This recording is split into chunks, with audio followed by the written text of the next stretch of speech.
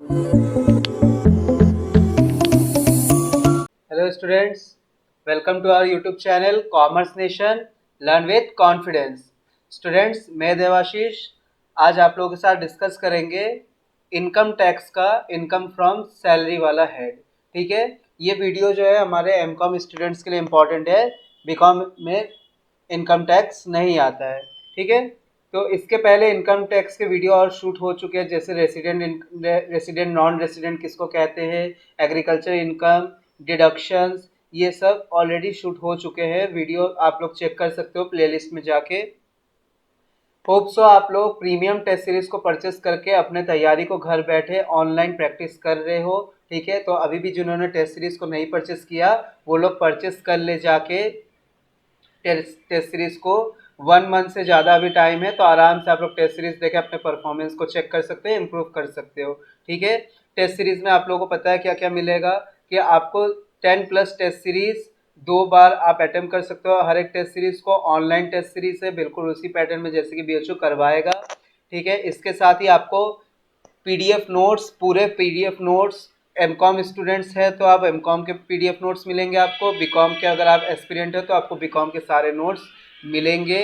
ठीक है, इसके साथ ही 2000+ एमसीक्यू आपको मिलेंगे फ्री में विथ डिटेल आंसर। साथ ही आपको हमारे व्हाट्सएप ग्रुप में, प्रीमियम टेस्ट सीरीज के व्हाट्सएप ग्रुप में ऐड किया जाएगा, जिसमें आप 24/7 अपने डाउट क्लियर करिए। और साथ ही आपको उसमें 30 to 50 एमसीक्यू डेली आपको मिलेंगे, उसमें भी आप अपने परफॉर्मेंस को चेक कर सकते हो। तो चलिए स्टार्ट करते हैं अपना इनकम फ्रॉम सैलरी।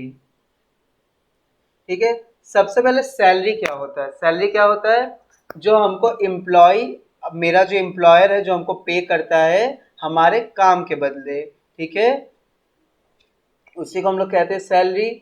तो सैलरी अब स्टार्ट करते, देखिए सैलरी का जो सेक्शन दिया है ये सेक्शन 15 to 17 में दिया हुआ है। इनकम फ्रॉम हाउस प्रॉपर्टी किस में दिया हुआ है, सेक्शन 22 to 27 में दिया हुआ है। Profit and gain of business और प्रोफेशन सेक्शन 28 to 44 में ये दिया हुआ है। कैपिटल गेन सेक्शन 45 to 55 में दिया हुआ है। And income from other source section 56 से 59। मतलब पहला जो हमारा, देखिए हमारे 5 हेड्स ऑफ इनकम होते हैं इनकम टैक्स में। सैलरी पहला हेड होता है, दूसरा इनकम फ्रॉम हाउस प्रॉपर्टी, तीसरा हमारा profit and gain from business profession, चौथा कैपिटल गेन, पांचवा हमारा इनकम फ्रॉम अदर सोर्सेस। चलिए सैलरीज, अब सैलरीज के बारे में एक बार हम लोग डेफिनेशन पढ़ लेते हैं। Any remuneration paid by an employer, अभी मैंने आपको बताया जो मेरा एम्प्लॉयर हमको पेड करे मेरे काम के बदले। ठीक है, क्या लिख रहा है, any remuneration paid by an employer to his employee in consideration of his service, मेरे काम के बदले, मेरे सर्विस के बदले जो मेरा एम्प्लॉयर, जो मेरा मालिक हमको पेड कर रहा है, दैट इज कॉल्ड सैलरी। समझ में आया बात। It include the monetary value of those benefit and facility provided by the employer which are taxable. मतलब सैलरी में आपको मॉनेटरी बेनिफिट साथ साथ आपको नॉन मॉनेटरी बेनिफिट, ठीक है, नॉन मॉनेटरी बेनिफिट दोनों ऐड करके क्या बनता है स्टूडेंट्स, बनता है हमारा सैलरी अंडर इनकम टैक्स में। ठीक है, तो चलिए अंडर सेक्शन 15 में the following income are taxable under the head of salary, कौन कौन सी इनकम टैक्सेबल है ये हमको सेक्शन 15 में बताया गया। जैसे कि आपने अभी देखा कि सेक्शन 15 से 17 में सैलरी के बारे में बताया गया। अब सेक्शन 15 में देखिए बताया गया कि कौन कौन से ऐसे इनकम है जो कि सैलरी में इंक्लूड होगा और जो क्या होगा, टैक्सेबल होगा। चलिए पढ़ लेते हैं उसको एक बार। The salary due from an employer और former employer to an assessee in the previous year whether paid और नॉट। भैया जो भी आप, हो सकता है कि पिछले साल एक से ज़्यादा एम्प्लॉयर के पास काम करते थे, तो आप जितने भी एम्प्लॉयर के पास काम करते थे वो सारा का सारा सैलरी क्या होगा, टैक्सेबल होगा, भले ही वो आपके हाथ में पे अभी तक हुआ है या नहीं पे हुआ है। फॉर एग्जाम्पल, आप मिस्टर ए के पास काम करते थे, 6 महीना वहां काम किया, मिस्टर ए के पास से काम छोड़ के मिस्टर बी के पास ज्वाइन कर लिए। ठीक है, तो अब आपको दोनों का सैलरी, मिस्टर ए के पास जो 6 महीना काम किया वो भी टैक्सेबल होगा, मिस्टर बी के पास जो काम किया आपने 6 महीने वो भी टैक्सेबल होगा, बशर्ते आपको मिस्टर बी को मिस्टर ए आपको क्या सैलरी देता था उसके बारे में डिस्क्लोज करना होगा, तभी जाके मिस्टर बी आपका टैक्सेबल सैलरी बता पाएगा, आपको निकाल पाएगा और आपके बिहाफ में वो टैक्स पे करेगा। या तो आप भी कर सकते हो, ठीक है, एम्प्लॉयर भी पे कर सकता है आपके बिहाफ में टैक्स, या आप खुद भी अपना टैक्स पे कर सकते हो, ये ऑप्शन अवेलेबल होता है। अब देखिए आगे सेकेंड पॉइंट क्या लिख रहा है, द सैलरी पेड और allowed to him in the previous year by और on behalf of an employer और a former employer though not due और before it become due to him. क्या कह रहा है, कोई भी सैलरी जो हमको मेरा प्रीवियस एम्प्लॉयर दिया है, ठीक है, और जो कि मान लेते जो नहीं ड्यू हुआ था और before it become due to him, due नहीं हुआ था या कह ले ड्यू होने के पहले ही हमको अगर मिल गया है तो वो सैलरी भी क्या हो जाएगा, टैक्सेबल हो जाएगा। Third, any arrear of salary paid और allowed to him in the previous year और by on behalf of an employer और a former employee if not charge to income tax और any other earlier previous year. कोई भी salary आपको due था, arrear था आपका सैलरी मतलब बकाया सैलरी था, जो कि आपका एम्प्लॉयर आपको पे नहीं किया था पहले और पिछले साल आपको वो पे कर दिया, तो वो सैलरी टैक्सेबल सैलरी होगा जिस साल आपको वो रिसीव हुआ, ठीक है। चलिए ये एक्सप्लेनेशन है, आप लोग खुद से देख लीजिएगा। चलिए एक एक्सप्लेनेशन हम पढ़ देते हैं आप लोग के लिए। If any salary paid in advance is included in the total income of any person for any previous year, it shall not be included again the total income of the person when the salary become due. मतलब अभी बता रहा था ना कि कोई salary due नहीं हुआ है तो भी दे दे रहा है, तो दे दे रहा है तो आप टैक्सेबल मान ले रहे हो, यानी कि जब वो एक्चुअली फिर रिसीव होगा फिर आप उसको टैक्सेबल नहीं कह सकते हो। क्यों भैया, एक दो बार टैक्सेबल कहोगे क्या, मतलब ड्यू होने से पहले दे दिया तो आप टैक्स लगा दे रहे हो। अब ड्यू जब हो रहा है, ठीक है, मान लेते फॉर एग्जांपल लेके बात करते, 10 तारीख को सैलरी मिलने वाला है, हमको 1 तारीख को सैलरी मिल गया, टैक्स भी 1 तारीख को लगा दिया। अब 10 तारीख को जब सैलरी ड्यू डेट आ रहा है तब थोड़ी ना फिर से उसी सैलरी पे टैक्स लगाएंगे, समझ में आया बात, वही मैं कह रहा था। चलिए आगे बढ़ते हैं। Place of accrual of salary, कहाँ किस पॉइंट पे मानेंगे, किस जगह मानेंगे सैलरी एक्रू हुआ, सैलरी एक्रू मतलब सैलरी अर्न होना, कहाँ पे मानेंगे कि सैलरी का अर्निंग हुआ है, ठीक है। तो चलिए इसके बारे में पढ़ते हैं तब आपको क्लियर हो जाएगा। If any income taxable under the head of salaries earn in India it is deemed to accrue और अराइज इन इंडिया। कोई भी सैलरी जो कि आपको इंडिया में कमाई हुआ है उसको हम क्या मान लेंगे, यहीं पे आपको एक्रू और अराइज हुआ है, मतलब एक्रू और अराइज मतलब कहाँ पे आपको किस पॉइंट पे किस जगह माना जाएगा वो सैलरी की अर्निंग हुई है। कह रहा है कोई सैलरी अगर आप इंडिया में अर्न कर रहे हो तो उसको एक्रू और अराइज मतलब उत्पन्न कहाँ से हुआ है क्या माना जाएगा, इंडिया में ही। Second, if a person employed in India goes to a leave outside the country and draws his salary from the leave period there the leave salary shall be deemed to be have been earn in India. भैया आप कहीं चले गए बाहर छुट्टी लेके, ठीक है, मान लेते हैं फॉरेन घूमने चले गए, ठीक है, अब आप फॉरेन घूमने गए हो तो आप उस लीव टाइम में भी सैलरी आपका मालिक आपको दे रहा है, तो वो टैक्सेबल इनकम कहाँ का माना जाएगा, वो इंडिया का ही माना जाएगा, क्योंकि आप इंडिया के ही एम्प्लॉयर से अर्निंग कर रहे हो भले ही आप छुट्टी में हो, ठीक है। चलिए आगे बढ़ते हैं। If a person after having a service in India retired from the service and settle outside India, the pension draw by him in the foreign country will be deemed to have been earned in India and will be treated as Indian income। लो भैया क्या कह रहा है यहाँ पे, कह रहा है कि अगर आप यहाँ पे जॉब किए, जॉब करने के बाद आपको लगा कि चलो हम अपना रिटायरमेंट वाला लाइफ फॉरेन कंट्री में बिताएंगे, अब पेंशन तो आपको इंडिया से मिल रहा है, इंडियन गवर्नमेंट दे रहा है, ठीक है, इंडिया से मिल रहा है, तो आपका टैक्स इंडिया जो वो इनकम वो पेंशन आपका टैक्सेबल पेंशन कहाँ कहलाएगा, इंडिया में कि वो फॉरेन में, इंडिया में, क्योंकि आपका अर्निंग कहाँ से हो रहा है, इंडिया में, तो इसलिए इंडिया में ये टैक्सेबल होगा। In the case of a citizen of India who is a government employee or is transferred to a one of its office outside India will be liable to pay tax to the Indian government on his salary which he earned and receive outside India, allowances and perquisites received by him in the foreign country from the Indian government। अच्छा लो भैया यहाँ क्या कह रहा है, यहाँ का company है और आपको उसका फॉरेन में भी एक कंपनी है, आपको क्या किया फॉरेन वाले ब्रांच में फॉरेन वाले ब्रांच में आपको भेज दिया, तो सैलरी कहाँ से मिल रहा है आपको? इंडियन कंपनी है, उसका फॉरेन में ब्रांच आपको फॉरेन में भेज दिया, लेकिन इनकम कहाँ से हो रहा है एक्चुअली में? इंडिया से। तो टैक्सेबल सैलरी कहाँ का होगा? वो इंडिया का होगा। लेकिन अगर आपको कोई सुविधा वहां पे दिया जा रहा है, कोई फैसिलिटी दिया जा रहा है, वो फैसिलिटी एग्जेम्प्टेड होगा यहाँ, ठीक है, वो फैसिलिटी एग्जेम्प्टेड होगा फ्रॉम टैक्स। ठीक है, फॉर एग्जांपल आपको वहाँ पे कार की फैसिलिटी दी जा रही है, तो कार की फैसिलिटी वहाँ पे जो दी जा रही है फॉरेन कंट्री में, वो इंडियन इनकम में टैक्सेबल नहीं होगा। समझ में आया स्टूडेंट? अब देखिए some important point regarding salary, ये इतना पढ़ने का आपको जरूरत नहीं है, एमकॉम पॉइंट ऑफ व्यू से, एंट्रेंस पॉइंट ऑफ व्यू से इतना पढ़ने का जरूरत नहीं है, इतना डीप में आपको जाना नहीं है। ठीक है, ये सब कुछ भी नहीं पढ़ना है आपको। ठीक है, कुछ भी नहीं पढ़ना है। ठीक है, कुछ भी नहीं पढ़ना है, लेकिन अगर आप लोग का मन करे तो देख लीजिएगा आप लोग। ठीक है, थोड़ा बहुत रीडिंग अगर मान लें, लेकिन मेरा सजेशन है कि पढ़ने का कोई ज़रूरत नहीं है। देखिए सेक्शन 17 में सैलरी में क्या बताया गया है? सैलरी में सैलरी आएगा, परक्विजिट आएगा, profit in lieu of salary. ठीक है, सैलरी के बाद profit in lieu of salary, salary के जगह पे जो प्रॉफिट आएगा वो भी सैलरी में ही ऐड होगा। सैलरी इंक्लूड क्या क्या सैलरी में आएगा? सैलरी इंक्लूड वेजेस आएगा, कोई भी एन्युटी, कोई पेंशन आएगा, इसमें ग्रेच्युटी आएगा। ग्रेच्युटी मतलब जब भी आप रिटायर करते हो तो उसमें ग्रेच्युटी बेनिफिट मिलता है। ठीक है, तो ग्रेच्युटी आएगा।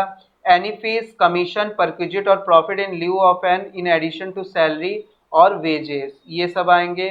देन उसके बाद any advance of salary but not loan of purchasing a car, cycle, scooter और ए हाउस। क्या कह रहा है? कोई सैलरी एडवांस मिला बट नॉट लोन, लेकिन मतलब लोन नहीं, अगर कोई लोन लिया है आपने कार परचेस करने के लिए, साइकिल, स्कूटर परचेस करने के लिए, तो वो आपका सैलरी में नहीं इंक्लूड होगा। आपने कोई एडवांस सैलरी लिया, वो टैक्सेबल सैलरी में ही ऐड किया जाएगा और वो सैलरी का ही पार्ट बनेगा। चलिए, any payment receive by an employee in respect of any period leave, अभी बताया आपको, आपने छुट्टी लिया, उस छुट्टी के दौरान आपको क्या मिल रहा है? सैलरी मिल रहा है। ठीक है, वो भी आपको क्या इंक्लूड हो जाएगा? सैलरी, टैक्सेबल सैलरी में इंक्लूड हो जाएगा, मतलब सैलरी में इंक्लूड हो जाएगा। कभी कभी देखा है आप लोगों ने भी कि कुछ छुट्टियां हमको मिलते हैं फ्री में। फॉर एग्जांपल कहीं किसी किसी कंपनी में साल के 12 छुट्टियां मिलती है, किसी किसी में और 24 छुट्टी मिलते हैं, मतलब महीने में 2 छुट्टी आप ले सकते हो, कहीं कहीं 3। तो अगर छुट्टी आप नहीं ले रहे हो और उस छुट्टी के बदले आप काम कर रहे हो, तो उसमें से जो आपको एडिशनल सैलरी मिलेगा वो भी टैक्सेबल होगा। छुट्टी के दौरान जो आपको सैलरी मिलेगा वो तो टैक्सेबल होगा ही होगा। ठीक है, the annual accretion to the balance at the credit of any employee participating in a recognized provident fund employer contribution in excess of 12% of employee। देखिए रिकॉग्नाइज प्रोविडेंट फंड में एम्प्लॉय का कंट्रीब्यूशन कितना होगा? 12%। 12% से ज्यादा होगा तो वो टैक्सेबल होगा और एम्प्लॉय के लिए salary and interest on the provident fund, और प्रोविडेंट फंड का इंटरेस्ट अगर 9.5% से ज्यादा होगा तो भी भैया वो क्या हो जाएगा? टैक्सेबल हो जाएगा। मतलब 9.5% है या उससे कम है प्रोविडेंट फंड का इंटरेस्ट, तो वो टैक्सेबल नहीं होगा। ठीक है, उसी तरीके से एम्प्लॉयर का कंट्रीब्यूशन 12% या उससे कम है तो वो टैक्सेबल नहीं होगा। ठीक है, चलिए आगे बढ़ते हैं हम लोग। देखिए सैलरी में ये बताया गया है, ये एक चार्ट है, इस चार्ट के मदद से बताया गया कि क्या क्या सैलरी में आएगा। अभी आप लोगों ने देखा बेसिक सैलरी आता है, अलाउंस आता है, परक्विजिट मतलब सुविधा, अब इस परक्विजिट को भी हम लोग डिस्कस करेंगे अभी थोड़ी देर में, and profit in lieu of salary. Profit in lieu of salary, इन चारों को मिला के बनता है हमारा ग्रॉस सैलरी। ग्रॉस सैलरी में हमको डिडक्शन मिलता है अंडर सेक्शन 16। ये मोस्ट इंपॉर्टेंट है, पूछा जाता है कि ग्रॉस सैलरी में जो डिडक्शन मिलता है वो किस सेक्शन के अंडर में मिलता है, तो अंडर सेक्शन 16। ठीक है, कौन कौन से डिडक्शन मिलते हैं? स्टैंडर्ड डिडक्शन मिलते हैं, एंटरटेनमेंट अलाउंस होता है, इसको इन दोनों को जोड़ने के बाद आता है टैक्सेबल सैलरी, और उसी में एम्प्लॉयमेंट टैक्स भी एक डिडक्शन मिलता है। ठीक है, चलिए आप लोगों को थोड़ा थोड़ा हेडिंग याद रखना है, जहां हमको डिटेल बताना होगा वहां मैं आपको डिस्कस करूंगा। ठीक है, तो इसलिए टेंशन नहीं लेना है, जहां हमको जरूरत पड़ेगा कि हाँ इससे क्वेश्चन पूछा जा सकता है तो मैं आपको वो चीज बताऊंगा। चलिए अब कुछ पढ़ लेते हैं सबके बारे में। डिफरेंट फॉर्म ऑफ सैलरी, कितने रूप है सैलरी के, डिफरेंट फॉर्म ऑफ सैलरी या लीव सैलरी, ठीक है, छुट्टी लोगे तो भैया उस दौरान जो सैलरी मिलेगा वो टैक्सेबल है। कंपनसेशन फॉर रिट्रेंचमेंट, तुम्हारी छटाई हो रही है कंपनी से, जो उसमें तुमको कंपनसेशन मिलेगा, भरपाई मिलेगा, वो भी taxable. Fees and commission taxable, bonus भी taxable, death cum retirement gratuity taxable, commutation of pension, भैया कुछ लोग होते हैं ना कम्यूट करवाते हैं अपने पेंशन को, मतलब पेंशन को बेचते हैं, ठीक है, कि तो उसके उसमें भी जो बेचते हो आप तो एक लमसम पैसा मिलता है बहुत ही ह्यूज अमाउंट में, ठीक है, तो वो अमाउंट भी आपका टैक्सेबल होगा और वो सैलरी का ही पार्ट बनेगा, ठीक है। And other company at the time of voluntary retirement ले रहे हो, एन्यूटी सैलरी है, पेंशन है, ये सब के सब क्या होगा, सैलरी का पार्ट होगा और ये टैक्सेबल होगा। Leave salary, it is also called encashment of the earn leave if an employee does not avail his earned leave and receive payment in respect of any period of leave while be continuous to remain in salary, it is taxable. क्या कह रहा है भैया, if an employee does not avail, अगर leave salary, अगर अभी मैंने बताया कि आपको छुट्टी लेना है, आपको प्रिस्क्राइब है कि महीने में आप 2 छुट्टी ले सकते हो, आपने नहीं लिया, वो तो छुट्टी आप काम किए, उससे रिलेटेड जो आपको एडिशनल सैलरी रिसीव होगा वो भी आपका टैक्सेबल सैलरी होगा। Death cum retirement gratuity, in the case of government employee, any death cum retirement gratuity received by all the category of government employee or employees of a local authority is exempted from the income tax full. Death cum retirement gratuity, अगर government company मतलब government category में आते हो, government employee हो, तो उस समय वो एग्जेम्प्ट हो जाएगा इनकम टैक्स से, मतलब टैक्सेबल नहीं होगा। लेकिन अगर नॉन गवर्नमेंट एम्प्लॉय हो तो it is exempted up to a specified limit, कुछ स्पेसिफाइड लिमिट तक ही ये होता है। क्या छूट, इतना आपको जानना नहीं है, इतना डीपली हमको नहीं जाना है एंट्रेंस पॉइंट ऑफ व्यू से, ठीक है। तो इतना याद रखना है कि गवर्नमेंट एम्प्लॉय है तो फुल्ली एग्जेम्प्टेड होता है डेथ कम रिटायरमेंट ग्रेच्युइटी, ठीक है। पेंशन के बारे में देखिए दिया हुआ है, पेंशन ये भी आएगा, सैलरी का ही पार्ट है। Whatever the pension is receive by an employee after retirement it is chargeable under the head of salary, कोई भी पेंशन मिल रहा है भैया वो पेंशन चार्जेबल होगा, टैक्सेबल होगा। Other foreign pension, if the pension is receive in India by person living in India और service rendered abroad it will be taxable on receipt basis, receipt base पे taxable होगा। भैया आप India में भी काम कर रहे हो, आप फॉरेन में भी काम कर रहे हो, तो जितना इंडिया में काम कर रहे हो उतना इंडिया में टैक्सेबल होगा, तो रिसिप्ट बेस पे डिपेंड करता है। If it is receive outside India and the remitted to India it will be taxable in the case of ordinary resident only. अगर आउटसाइड रिसीव कर रहे हो इंडिया के बाहर और रेमिट कर दिया जा रहा है, मतलब भेज दिया जा रहा है इंडिया में, तो ये टैक्सेबल होगा, लेकिन किसके लिए, सिर्फ ऑर्डिनरी रेसिडेंट के लिए सिर्फ, ठीक है। अब ये ऑर्डिनरी रेसिडेंट क्या हो सकता है, आप लोग प्लेलिस्ट में जाके वीडियो को देख लीजिए, इसके पहले बता दिया गया है कि resident, non resident, ordinary resident क्या होता है, ठीक है। Salary and pension from UNO, UNO means united nation organisation, salary and pension receive from the united nation organisation is totally exempted in India, कोई भी सैलरी यूएनओ से मिल रहा है ये एग्जेम्प्टेड होता है, याद रखना है। Pension of gallantry award, gallantry award मतलब भैया वीर चक्र मिला, ठीक है, महावीर चक्र मिला उनको, ठीक है ना, परम वीर चक्र मिला, उसको कहते हैं गैलेंट्री अवार्ड। तो pension receive by an individual who has been in service of the central और state government and has been awarded Paramvir Chakra और महावीर चक्र और वीर चक्र और सच अदर, इसी तरह का कोई गैलेंट्री, गैलेंट्री मतलब महावीर योद्धा, ठीक है ना। अभी जैसे विंग कमांडर अभिनंदन सिंह को दिया गया था, ठीक है ना, उसी वही बात कहा जा रहा है। एज द सेंट्रल गवर्नमेंट में नोटिफाइड, तो ये एग्जेम्प्टेड होगा। तो अगर कोई गैलेंट्री अवार्ड रिसीव किया है, ठीक है, तो उनको अगर पेंशन रिसीव होगा उनके सर्विस के बाद तो उनका पेंशन एग्जेम्प्टेड होता है। Commuted value of pension it is exempted up to specific, कुछ स्पेसिफाइड लिमिट तक ही क्या है वो होता है exempted. Transferred balance, transfer balance, कोई अगर बैलेंस ट्रांसफर किया जा रहा है पीएफ में, ठीक है, तो वो भी वो ट्रांसफर बैलेंस भी आपका टैक्सेबल होगा।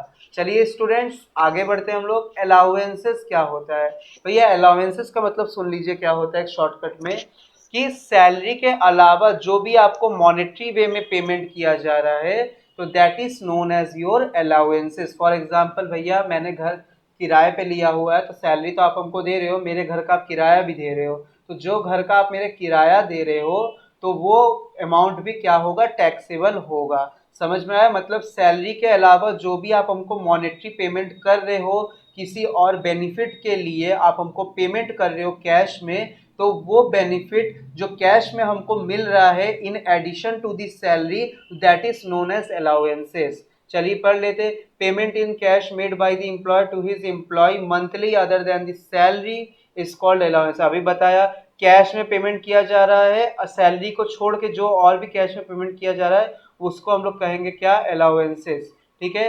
It is fix sum of money paid regularly in addition to the salary for the purpose of meeting some particular requirement connected with the service rendered by an employee. ये एक fix payment किया जाता है, हर महीने हर समय किया जाता है, और उसी को हम लोग क्या कहते हैं, allowances. From the income tax point of view there are three type of, तीन तरीके के अलाउंसेस होते हैं इनकम टैक्स में। टैक्सेबल अलाउंस, अलाउंसेस एग्जेम्प्टेड, मतलब कुछ हद तक इसमें छूट दिया जाता है, allowances exempted up to a specified limit, and fully exempted allowance. कुछ अलाउंसेस ऐसे भी होते हैं जो कि फुल्ली एग्जेम्प्टेड होते हैं। टैक्सेबल अलाउंस, डीए, महंगाई भत्ता, भैया महंगाई भत्ता जो है वो पूरा पूरा टैक्सेबल अलाउंसेस है। ठीक है। थोड़ा सा पढ़ लेते हैं, बहुत ज्यादा इसके डिटेल में नहीं जानने का जरूरत है। पूछेगा ये, आपसे नहीं पूछेगा कि डीएनएस अलाउंस क्या होता है, इतना आपसे पूछेगा कि टैक्स अलाउंस में डीएनएस अलाउंस क्या, अलाउंस है, ऑफकोर्स ये अलाउंस है। और ये कैसा अलाउंस है, ये टैक्सेबल अलाउंस है। फिर भी हम थोड़ा सा पढ़ देते हैं आप लोगों के लिए। चलिए, DNS allowance is paid to employees to compensate for the rise in the price level. अभी बताया ना, महंगाई भत्ता, जितना महंगाई बढ़ता है उसी रेशियो में गवर्नमेंट एम्प्लॉय को एक भत्ता दिया जाता है। This amount is included in income under the head of income from salary. ठीक है। DNS pay, when the whole part of DNS allowance is converted in DNS pay. Allowances देना है, अलाउंसेस जब आप कैश में दोगे that is known as DNS pay. ठीक है। तो चलिए आगे बढ़ते हैं। सिटी कंपनसेटरी अलाउंस, ठीक है, शहर में रह रहे हो उसके लिए कोई कंपनसेशन दिया जा रहा है, वो भी आपका टैक्सेबल अलाउंस होगा। फिक्स मेडिकल अलाउंसेस टैक्सेबल होगा। टिफिन अलाउंसेस फुल्ली टैक्सेबल है, देखिए लिखा हुआ है। ठीक है। बस क्या फुल्ली टैक्सेबल है, टैक्सेबल नहीं है, इतना ही हमको जानना है। तो हेडिंग ही है मेरा पहला क्या, टैक्सेबल अलाउंस। तो DA fully taxable, city compensatory allowance taxable, fix medical allowance taxable, servant allowance, आपके घर में नौकर है, आपने नौकर रखा है, उसका सैलरी आपका मालिक आपको दे रहा है, मतलब जहां आप काम करते हो, तो वो भी जो दिया जा रहा है वो टैक्सेबल इनकम होगा। ठीक है। सैलरी का पार्ट होगा आपके। Non practitioner allowance fully taxable होगा। हिल अलाउंस, थोड़ा सा पढ़ देते इसको। It is given to employ working in hilly area on account of the high cost of living in hilly area as compare to plains. It is fully taxable if the place is located at less than 1000 meter height from the sea level. आप किसी hilly area में काम कर रहे हो तो अगर 1000 metre के बिलो में या 1000 मीटर तक की ऊंचाई में काम कर रहे हो तो वो टैक्सेबल होगा। उससे ज्यादा ऊंचाई पे अगर आप काम कर रहे हो तो आपका वो सैलरी टैक्सेबल नहीं होगा, एग्जेम्प्टेड होगा।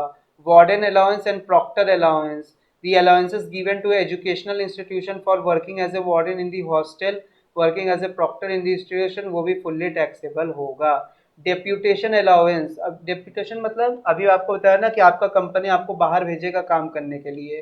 ठीक है। तो उस केस में क्या होगा, देखिए थोड़ा सा पढ़ देते। When an employee is sent from his permanent place of service to some other place on institution और organisation on deputation for a temporary period, कुछ समय के लिए आपका मालिक आपके फॉरेन ब्रांच है वहां पे आपको भेजा है, तो वहां पे जो भी अलाउंसेस आपको देगा वो फुल्ली टैक्सेबल होगा। ठीक है। ओवर टाइम अलाउंस भैया फुल्ली टैक्सेबल होगा ये। अदर अलाउंस इसको छोड़ के दे may be a several type of allowances, for example family allowance to armed personnel while on the field of without family, project allowance, marriage allowance, rural allowance, telephone allowance, education allowance, dinner allowance, health allowance, holiday allowance, special qualification allowance, these are taxable unless specified specifically exempted. ये normally exempted होता है, अगर government ने कुछ इसके लिए terms condition निकाल दिया तब उस केस में उस हिसाब से रूल फॉलो होंगे।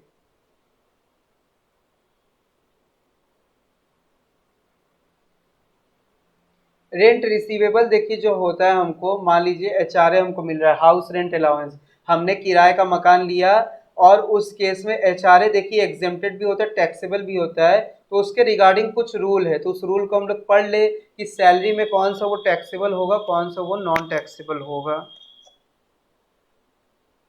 ठीक है, चलिए आइए पढ़ते हैं हम लोग।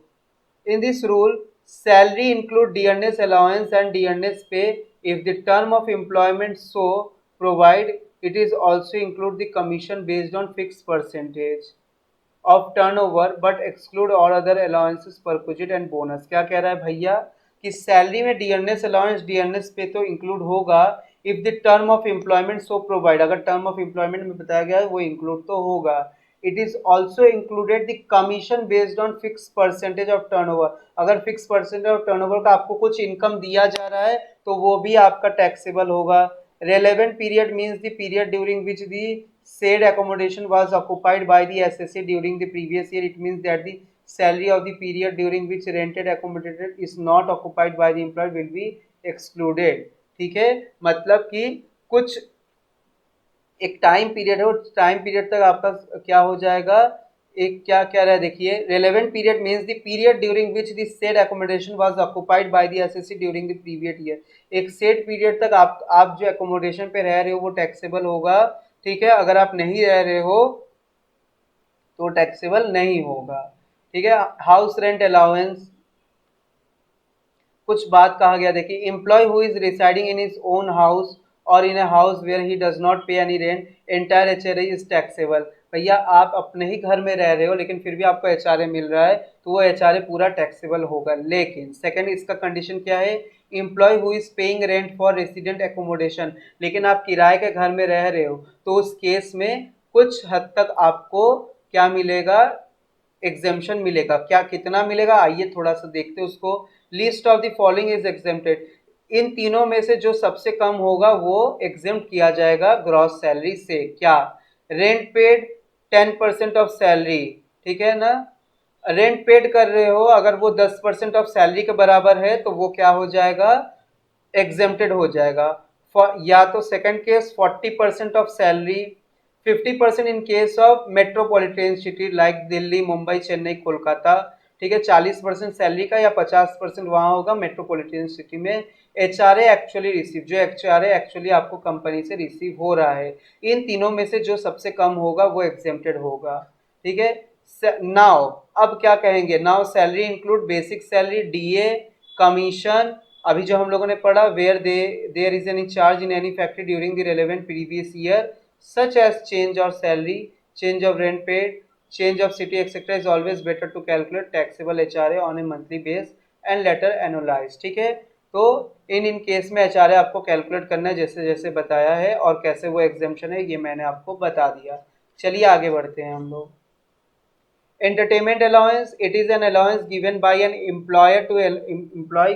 भैया आपको एंटरटेनमेंट के लिए अलाउंस मिल रहा है, मूवी टिकट मिल गया, कहीं घूमने फिरने एंटरटेनमेंट के लिए आपको अलाउंस मिल रहा है, तो it is first included in the income from the salary under section 15 and the deduction is allowed to a government employ under section 16(2)।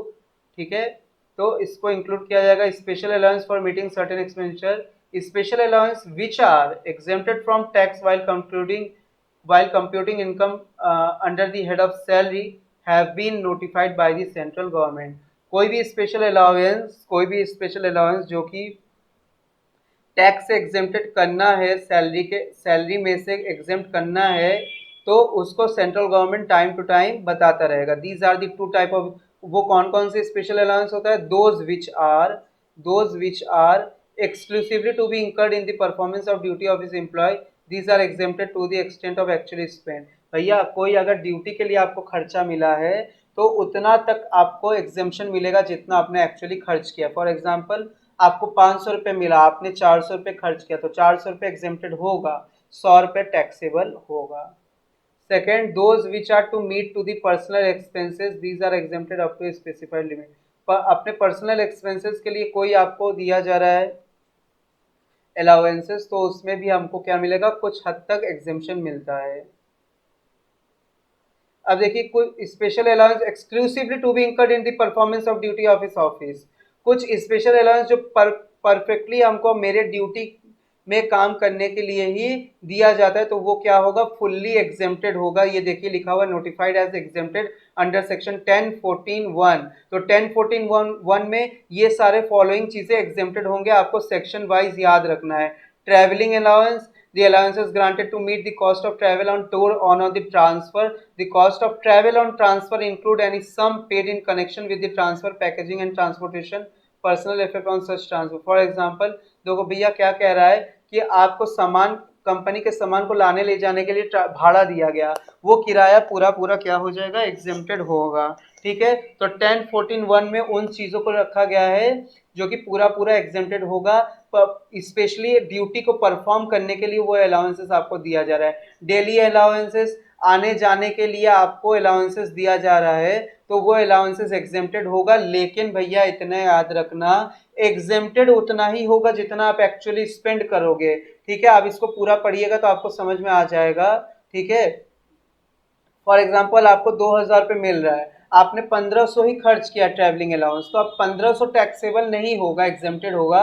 लेकिन 500 रुपये जो आपने बचा के जेब में रख लिया, वो क्या हो जाएगा, आपका टैक्सेबल हो जाएगा। उसी तरीके से डीएनएस अलाउंस, कन्वीनियंस अलाउंस में भी वही बात है। देखिए, the allowance is granted to meet the expenses incurred on conveys in the performance of duty of an office employment of profit. For example, Shri Prakash Chandra get 200 per month as a conveyance allowance to meet the expenditure for conveyance for official work. He spent only 150 रुपये per महीना on conveyance. Here ₹600 will be taxable income at the rate of 50 per month. तो आपको 200 रुपये per month के हिसाब से मिल रहा था कन्वेंस अलाउंस, मतलब आने जाने का किराया, लेकिन आप 150 रुपये खर्च कर रहे हो, पर महीना आप 50 रुपये बचा रहे हो, तो पूरे साल भर में आप 600 रुपये जो बचा रहे हो, 600 रुपये पे टैक्स लगेगा। ठीक है, 150 गुणे 150 रुपये पर मंथ पे टैक्स नहीं लगेगा। ठीक है, अब मतलब टोटल 1,800 पे टैक्स नहीं लगेगा। हेल्पर अलाउंस, ठीक है, हेल्पर अलाउंस दिया जा रहा है, लेकिन जितना आप हेल्पर को पे कर रहे हो एक्चुअली उतना टैक्सेबल नहीं होगा, एग्जेम्प्टेड होगा। उसके अलावा कुछ बचा ले रहे हो तो वो टैक्सेबल होगा। एकेडमिक अलाउंस भी वही कहता है, यूनिफॉर्म अलाउंस भी वही कहता है। तो ये कुछ 10(14)(1) में कहा गया है उन सारे बातों को जो कि स्पेशली ड्यूटी को परफॉर्म करने दिया जा रहा है, और उसमें से जितना आप एक्चुअली स्पेंड करोगे उतना एग्जेम्प्टेड होगा, जितना बचा के जेब में रखोगे वो टैक्सेबल होगा। Special allowance to meet personal expenditure, कुछ पर्सनल एक्सपेंडिचर के लिए हमको मिलता है खर्चा, तो उनको भी थोड़ा हम लोग देख लेते हैं। Specially compensatory allowance of the nature of special hilly compensatory allowance, high altitude allowance, uncongenial climate allowance, snow bound area allowance, avalanche allowance for the, ठीक है, देखिए special compensatory allowance, border area allowance है, remote locality allowance है, difficulty area allowance है, distribute area allowance है। ठीक है, इन सब में आपको कुछ ना कुछ कंपनसेशन मिलेगा। स्पेशल कंपनसेटरी अलाउंस देखिए, दी एग्जेम्पशन इज अवेलेबल 200 रुपये per month. Special compensatory allowance में 200 रुपये पर मंथ तक Madhya Pradesh, Tamil Nadu, UP, Karnataka, Tripura, Assam, West Bengal, Bihar, Orissa, special compensatory allowance में 200 रुपये पर मंथ तक एग्जेम्पशन मिलेगा। Any allowances granted to an employee working in a transport system, any allowances granted to an employee working in a transport system to meet his personal expenditure during his duty performed in the course of running such transportation। देखो भैया, आप किसी transport company में काम कर रहे हो, तो वहां पे जो आपको अलाउंसेस मिल रहा है, तो या कितना एग्जेम्पशन मिलेगा, 70% ऑफ सच अलाउंस और 10% per month which ever is less. या तो 70% या तो 10,000, दोनों में से जो कम होगा वो अलाउंसेस आपका एग्जेम्प्टेड होगा।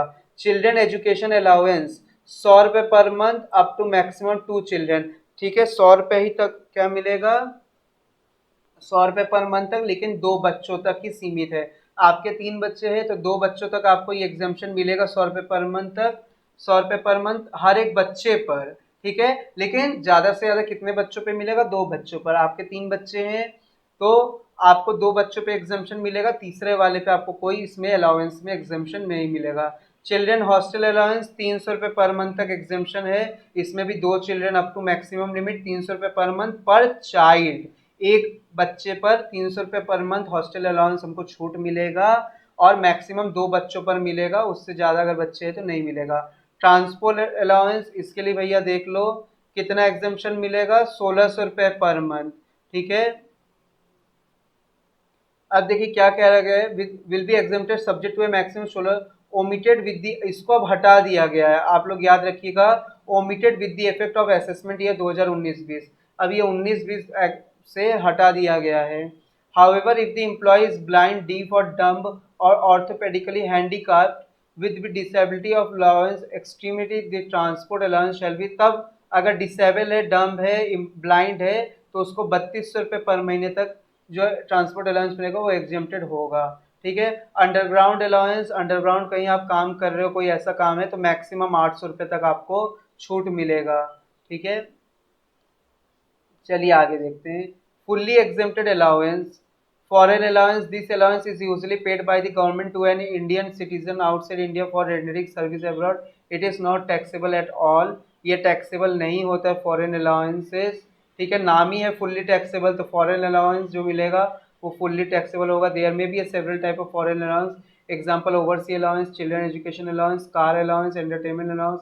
This exemption is not available to non government, government employ है तो भैया एग्जाम्पशन मिलेगा, नॉन गवर्नमेंट एम्प्लॉय है तो एग्जाम्पशन नहीं मिलेगा।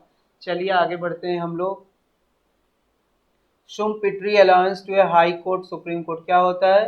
सच अलाउंस गिवन टू हाई, कुछ शुम्पिट्री अलाउंस ये हाई कोर्ट के जज को दिया जाता है, ये भी एग्जेम्प्टेड होगा। यूएनओ से मिलता हुआ पैसा अलाउंस, ये एग्जेम्प्टेड होगा। अभी हम लोगों ने पढ़ा कि इसमें से कोई सैलरी भी मिलेगा तो भी एग्जेम्प्टेड होगा, अलाउंसेस मिलेगा तो भी क्या हो जाएगा? एग्जेम्प्टेड हो जाएगा। Per diem allowance, if per diem allowance is paid for the purpose of use of hotel boarding lodging facility, ठीक है, according to him from such allowance is exempted. ठीक है, कुछ, ठीक है, अब ये एग्जेम्प्टेड होगा। परक्विजिट, थोड़ा परक्विजिट के बारे में हम लोग पढ़ ले। परक्विजिट मतलब क्या होता है? देखो स्टूडेंट्स कि सैलरी के अलावा जो भी हमको सुविधा मिलता है उसको हम लोग परक्विजिट कहते हैं। अभी कहोगे सर आपने अभी अभी तो बताया कि सैलरी के अलावा जो हमको मिलता है बेनिफिट उसको आप अलाउंस कह रहे थे, अभी आप परक्विजिट कह रहे हो, तो समझ में कैसे आएगा हमको?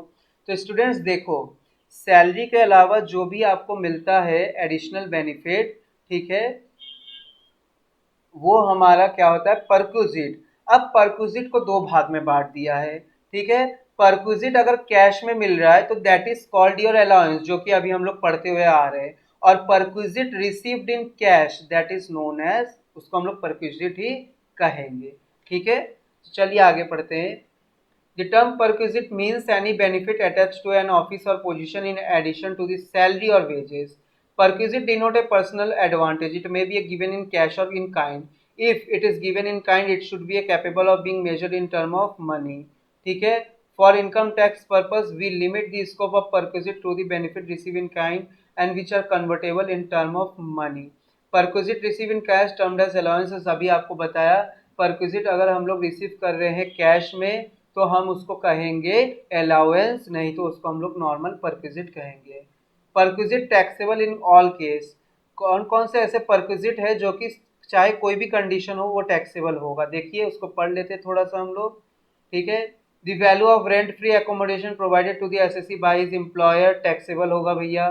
The value of any concession in the matter of rent regarding any accommodation provided to the SSC by his employer, भैया taxable perquisite है। Any sum paid by the employer in respect of any obligation which, but it for such payment would have been payable by the SSC, given below are some example of such obligations। ठीक है, payment by the employer of the employees club hotel bill provided that they are not connected with the employer's business, तो भैया ये taxable होगा। Payment by the employer of any loan due to his employ, मेरा loan अगर मेरा employer they रहा है, employer they रहा है तो टैक्सेबल होगा। ठीक है ना। If the payment by the employer of education expenses, payment by the employer of education of the children of his employ, तो अगर कोई भी मेरे बच्चों का स्कूल फीस वीस दे रहा है मेरा मालिक, तो वो टैक्सेबल इनकम होगा मेरा। Payment by the employer of his salary of the domestic servant, मेरे घर में नौकर है उसको सैलरी दिया जा रहा है, मेरा मालिक दे रहा है, वो टैक्सेबल होगा। Income tax paid by the employer in respect of the salary of his employ, however tax paid by an employer on value of perquisite, ठीक है, शैल बी एग्जेम्प्टेड। अगर परक्विजिट के वैल्यू पे कोई टैक्स मेरा employer they रहा है तो वो मेरे सैलरी में टैक्सेबल नहीं कहलाएगा। मैंने क्या कहा? मेरे परक्विजिट पे, जो मेरे परक्विजिट पे कोई टैक्स अगर दे रहा है मेरा मालिक, तो वो एग्जेम्प्टेड होगा। देखिए लिखा हुआ है shall be exempted. Legal expenses incurred bye the employer, ये पॉइंट समझ में आया कि नहीं आप लोगों को? देखिए एक बार और पढ़ देते हैं। Income tax paid by the employer in respect of the salary of his employ, ठीक है, कोई भी इनकम टैक्स मेरे सैलरी के बदले मेरा मालिक दे रहा है। However tax paid by an employ on value of perquisite, ठीक है, not provided by way of monetary payment shall be exempted. वही बात, अगर मेरे सैलरी पर कोई टैक्स दे रहा है मेरा मालिक, तो वो टैक्सेबल इनकम मेरा भी कहलाएगा, वो टैक्सेबल होगा मेरे लिए। लेकिन अगर कोई सर्विस पे, कोई सर्विस जो मेरा मालिक हमको दे रहा है उस पर अगर कोई टैक्स पेड करे मेरा मालिक, तो वो एग्जेम्प्टेड होगा under section 10 subsection 10 CC. Legal expenses incurred by employ to save the defend by the employ, कोई लीगल एक्सपेंसेस पेड कर रहा है वो टैक्सेबल होगा। Any sum payable by the employer whether directly or through a fund other than the recognized provident fund, superannuation fund, कोई भी recognise provident fund को छोड़ के, सुपर एन्युएशन फंड को छोड़ के कोई एडिशनल पेमेंट कर रहा है मेरा मालिक मेरे बिहाफ में, वो टैक्सेबल परक्विजिट होगा। The value of any specified security और sweat equity share allotted to a transfer directly indirectly employer और formal employer free of cost concessional rent of the assessee, ये टैक्सेबल परक्विजिट होगा। The amount of contribution to an approved superannuation fund by the employer, कोई भी super एन्युएशन fund का पैसा दे रहा है मेरा मालिक, वो भी टैक्सेबल होगा। दी वैल्यू ऑफ कोई भी फ्रिंज बेनिफिट है, एमिनिटी है, वो भी टैक्सेबल परक्विजिट होगा। In term of section 17 subsection 2 clause 8, the value of the following benefit amenities shall be included in the income of an employee। कौन कौन से amenity benefit मेरे सैलरी में इंक्लूड होगा? Interest free concessional road, holiday enjoyment, free food, gift, expenses charge to a credit card, club expenses, use of movable assets, transfer of movable assets, any other benefit और amenities. ठीक है, चलिए आगे बढ़ते हैं हम लोग। स्टूडेंट ये है आपका वैल्यूएशन ऑफ मोटर कार के बारे में। तो मोटर कार भी टैक्सेबल होता है उसका कुछ हद तक, ठीक है। अब मोटर कार के बारे में क्या बताया गया, ये इंपॉर्टेंट है एंट्रेंस पॉइंट ऑफ व्यू से। देखिए थोड़ा सा पढ़ते हैं, इंपॉर्टेंट नोट क्या दिया हुआ है पहले उसको पढ़े। When a car is owned और hired by the employer, the value of car perquisite shall be included in salary income of a specified employee only, ठीक है। अगर मालिक, ठीक है, अगर एम्प्लॉयर कोई कोई एम्प्लॉय को कार दिया है और उस कार का मालिक मेरा उस कार का जो ओनर है मेरा एम्प्लॉयर खुद है, तो वो टैक्स सैलरी इनकम में इंक्लूड हो जाएगा। मैंने क्या कहा स्टूडेंट? कोई कार है मेरे मालिक ने हमको दिया है और उस कार का मालिक कौन है? मेरा मालिक ही है, ठीक है। तो उस कार का जो फैसिलिटी हमको दिया जा रहा है वो मेरे सैलरी इनकम में ही इंक्लूड किया जाएगा। Second, when car is owned by the employ, the value of car perquisite shall be included in salary income of the employee whether specified or not। अगर कार के मालिक हम है और मेरे कार का कोई परक्विजिट या कोई भी एक्सपेंसेस पेड कर रहा है मेरा मालिक, तो वो चाहे हम स्पेसिफाइड एम्प्लॉय हो या नॉन स्पेसिफाइड एम्प्लॉय हो, वो क्या हो जाएगा? परक्विजिट में इंक्लूड होगा, वो टैक्सेबल होगा। Student specified employ, non specified employ समय समय पे गवर्नमेंट के अकॉर्डिंग चेंज होता रहता है, ठीक है।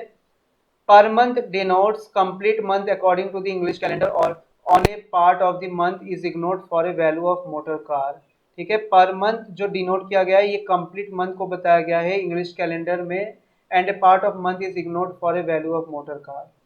अब वैल्यूएशन क्या, किस तरीके से वैल्यूएशन करेंगे, किस तरीके से टैक्सेबल हम बताएंगे, कितने वैल्यू ऑफ मोटर कार को हम लोग टैक्सेबल बताएंगे, कितने को नहीं। तो उसके लिए एक ये चार्ट आप लोगों के स्क्रीन पे ये जो दिख रहा होगा, तो इसको भी हम लोग थोड़ा डिस्कस कर ले।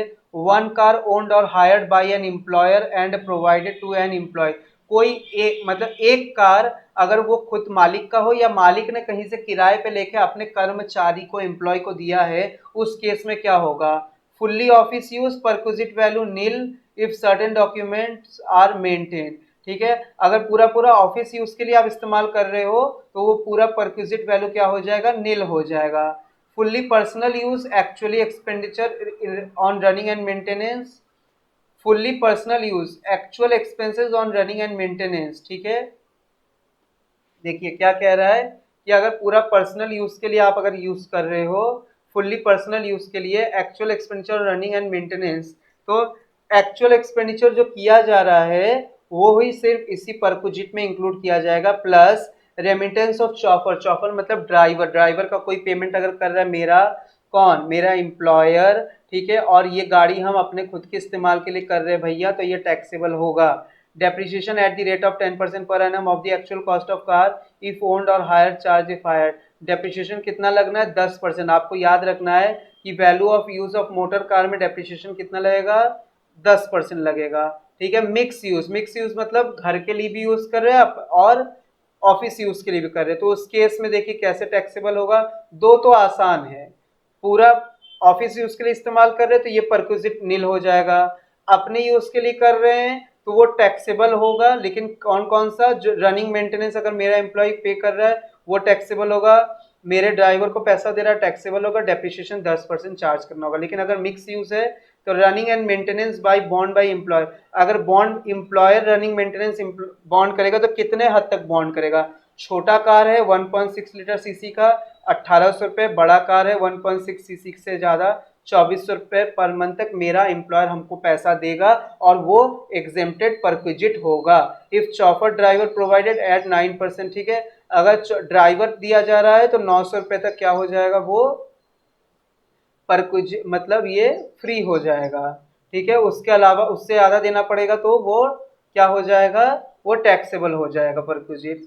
मोर than one car provided to an employ for private and office use, एक से ज्यादा कार अगर है तो उसके लिए treat one car for both use and all other as a personal use of the employ, treat one car for both use and all other as personal use of the, एक car को आप मान लेंगे कि दो use कर रहे हैं हम, घर के लिए बाहर के लिए भी, और उस हिसाब से टैक्सेबल होगा, और अदर कार को हम मान लेंगे पर्सनल यूज के लिए रखा है मैंने, तो उस पे उस हिसाब से परक्विजिट वैल्यू टैक्सेबल होगा, ठीक है। अच्छा ये एक छूट गया स्टूडेंट कि रनिंग और and maintain bond by employer, running and maintain bond by employ, तो रनिंग एंड मेंटेन अगर बॉन्ड कर रहे हैं मेरा एम्प्लॉयर तो इतना छूट पे इतना परक्विजिट एग्जेम्प्टेड होगा, और अगर हम बॉन्ड कर रहे हैं तो कितना एग्जेम्पशन मिलेगा, छोटे कार पे 600, बड़े कार पे 900, और ड्राइवर के लिए वही बात है, ठीक है।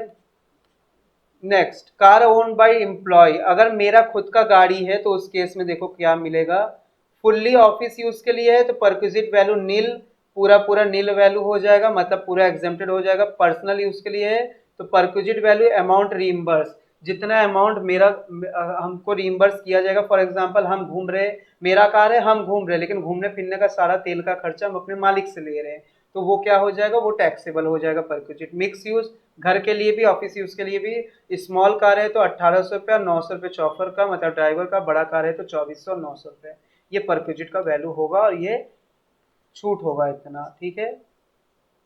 Profit in leave of salary क्या है, सैलरी के बदले जो प्रॉफिट वो भी टैक्सेबल होगा, लेकिन क्या कैसे होगा, थोड़ा सा एक छोटा सा टॉपिक है, चलिए इसको भी डिस्कस कर लेते हैं हम लोग। The amount of any compensation due और receive by an assessee for his employer और formal employee in connection with the termination of his employment of or the modification of the term and condition relating to thereto, ये भी profit in लिeu of salary, मतलब salary के जगह क्या हो जाएगा, salary के बदले ये क्या है, ये एक प्रॉफिट है, तो ये टैक्सेबल होगा।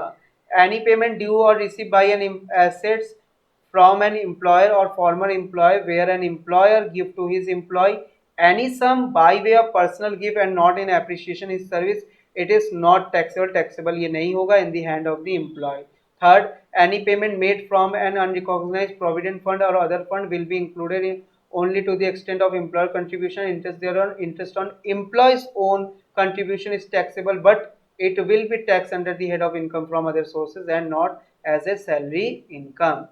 Any payment received under the Keyman insurance policy including the amount of bonus, any amount due or received whether in lump sum otherwise by an assessee from person before joining employment with person or after cessation, तो ये सारे profit in leave of salary में आ रहा है।